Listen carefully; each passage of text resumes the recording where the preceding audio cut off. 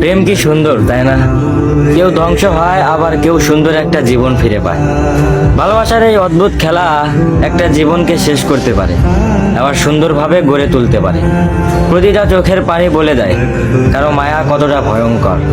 সবাই ভালোবাসতে জানে, কিন্তু মায়ায় পড়ে ভেতর ভেতর শেষ হতে কতজন পারে?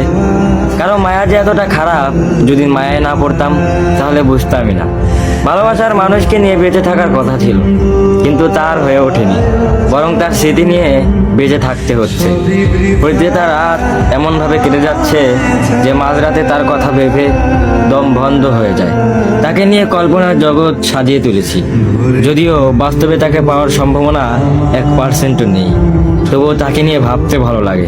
ভালো লাগে তার স্মৃতি মনে করে উপন্যাস লিখতে, ভালো লাগে তার দেওয়া কথা মনে করে আফসোস করতে। তার সব কিছু ভালো লাগলেও তার আমাকে ভালো লাগতো না। সে তো ভালোবাসা নিতে জানতো, কিন্তু সে কখনোই ভালোবাসা দিতে জানতো না।